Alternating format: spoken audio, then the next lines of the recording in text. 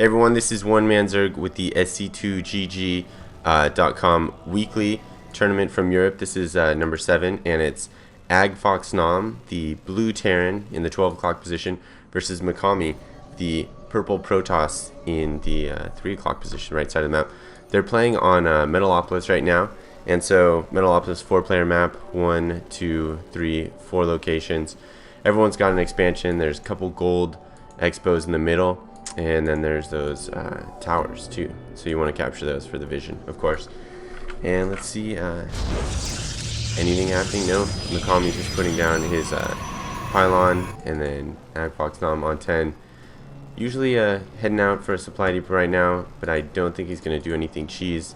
He's just building right here. Yeah, there's a supply depot. So most players on this map, they like to expand down and away from the opponent, so I'd expect to see that kind of gameplay happen if we get to a late game scenario. And then just so everyone knows, the SC2GG weekly tournament, it's actually a season that players are participating in, and then it's 10 weeks for the whole season, more or less 2 months. And then you use this point system, so everyone who participates gets a point to encourage participation and no one to try and just like rank up real fast and then say, oh, I'm not going to play anyone. And so it's pretty neat. So everyone who participates gets a point. The winner gets 9 additional points. Second place gets 6 additional points. Third, 3. And then everyone who makes it to the round of 8 gets 2. So pretty cool. And it looks like there's been different winners every single week. So pretty sure we'll have a competitive season here. And then I'll lead to the playoffs, which I think SC2GG might be thinking about a tournament or something. Something pretty cool coming up. So I'll get back to the game. We see some really standard build by both players. The Protoss player with a single gateway, very standard. Terran on one refinery, so it doesn't look like he's going for a quick tech. Standard orbital around 14, 15, 16. That time frame is pretty standard for getting the orbital. And Mikami putting out a second gas, and does a nice job with his pylon in the back. A lot of players don't do that. You always want to cover this. Plus, if you have something here, you're likely to get a couple extra seconds on a drop too. It's coming into your base, so just a little double advantage of having that. See, just chasing the probe around. Terran, 1 barracks, tech lab. Expect to see another building coming down soon. And then Protoss Mikami right here with the cybernetics core. Just very, very standard builds out of both these players. And you can see Terran's going with Marauders. Gonna go with those concussive shells, hoping the Protoss player is going with Stalkers. But sometimes if the Protoss go with a Void Ray at this point in time, and they try and rush to that, that can cause a lot of trouble for the Marauders. But you don't often see that strategy. Here we go with a quick Robo. So 1 gate Robo, 2 gate Robo there, coming into play. So he's doing a nice counter build to the Marauder army that the Terran player might have. See, Terran player doesn't know that that's coming his way, and the Protoss player doesn't know that he's going Marauders. So just a little predictive gameplay by both players there. Here we go, the Terran expanding, building a quick expo out of the Terran player. That is a very interesting strategy because he would be able to push relatively early on the Protoss player, but instead he can use that army that he might have been able to push with a little smaller size and just defend. Here we go with what people refer to as the Scouting Reaper, heading over to the Protoss base to check if he has any tech. And here he comes in, and you can see he discovers the robotics facility. Here comes the Stalker to get rid of the Reaper, and it looks like the Reaper's going to get out in time, and he does survive. So he knows he's got a robotics facility, but he doesn't know if he has a Robo Bay. So that's interesting because the Protoss player can then build Immortals, or he can build Colossus to counter you, and you don't want to counter those in 2 different ways if you're the Terran player. So, so very important that he finds out or tries to get in there and scout again to see if he has that robotics bay. The Terran player is changing it into an orbital command here. A lot of players like to do that and then just build up the energy on the fly over. I've seen it done both ways. I don't know if there's any clear-cut winner in this argument. And we got a barracks with a reactor, and a factory is going down. And then getting the Stimpack. So it looks like he's going to go with the bio ball type build, getting a lot of the infantry upgrades. Here the Protoss player going to be able to see everything that Terran player is doing.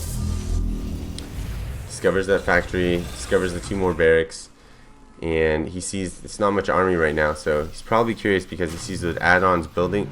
Right now he knows the Terran player didn't build too many troops. Here he's just stopping right here. There he goes out. He's going to definitely find out there is an expansion there. Complete. And we'll see if he responds in kind with his own expansion to keep up with the macro of his Terran opponent. And here, hiding in little Templar archives.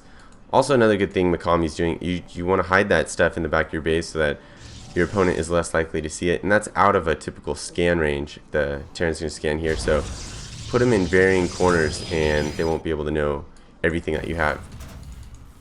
And Zerg can do that too, Terran can do that too. Zerg just drops some creep with your Overlord. Here we go. If we look at army size, you can see neither player's been building too much troop size. It's really low cost armies right now for this period in the game. We're 8.5 minutes in. Expect a little more pressure out of these players. Let's see if we can fast forward it just a tad. AgFox still just defending this expansion right here. And here we go, bringing over factory. Some people like to use this as a scout. So you can come in and have so many hit points, you're going to definitely be able to see a lot of what your opponent has. I've usually seen a barracks used as that. Not often seen the factory, but both work well. Just the barracks is cheaper. And here he goes, use the whole Protoss army right now. Probably going to try and burn over. No, he's not going to see that expansion. Just checking, probably trying to get over here, see what he has. So we see that the Terran player knows all the stuff that the Protoss player has, and he sees that relatively small army. He might push in with his army, try and take a more decisive position in this game. Still pretty slow game though in terms of the action. Ooh. And here we are back. Yeah, sorry, I had a little computer glitch right there. So both players just ramping up their economy. You can see the Terran player's ahead. He has had that second base for a bit longer than this Protoss player. I'd expect to see some chrono boost out of these probes right now, but Mikami a little behind in that macro. And what's he throwing down now? Getting another gateway. Probably just going to ramp up to a 3 or 4 warp gate right now. Now that he has Templar on the board. And a really balanced army, so that's going to deal very effectively with this Terran army if they do get into quarrels, because that storm is going to hit these troops so hard. And the Immortals, which aren't going to be effective against Marines, they're balanced by that storm. So that's going to be, I think, a very good build for Mikami against this this Terran Bioball army. All these medvacs loaded. Bringing one around the back. It's very good. Hit your opponent on 2 sides. Even throwing in a little deceit right there with the empty medevac. I like that. I like this little art of war here.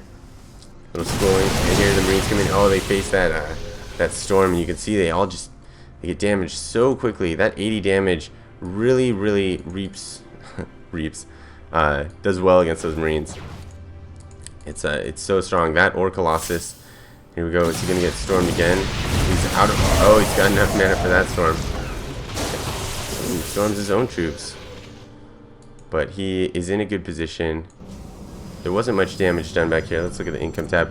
He's actually catching up in terms of harvesters. So that front push didn't do too well. That back push was managed very well. Good job by Mikami really fighting off that Terran player. And then the Terran player really aggressive with his macro, expanding again, and at the same time the Protoss player is expanding. So they'll probably actually get their bases up around the same time, and then we can see Mikami still catching up. Oh no, was catching up, is catching up in the harvester count, trying to get that macro up, and close amount of money, but mule here and there, and the Terran player will stay ahead on an equal number of bases. A really good scan by AgFoxGnom. A lot of questions with that name. I don't know what it means. It's a European server. But he's coming in with his army, a very sizable army. He has a significant unit advantage right now. And what is Mikami going to do about this? He does see it coming though. See, he's with this army the whole time. Positioning his troops right here.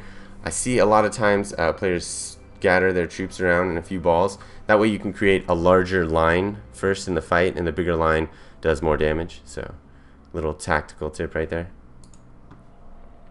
Here the observer is positioned, and Mikami knows this is coming right now. I'm surprised he's not changing his position or throwing down a storm. Ooh. And here he's going to come in with these Templar. These storms are going to be critical. Get some nice storms in on these Terrans, and they are definitely going to have to run away from that Protoss army. The storms can just be so devastating if they're properly placed. And these ghosts trying to get out of there.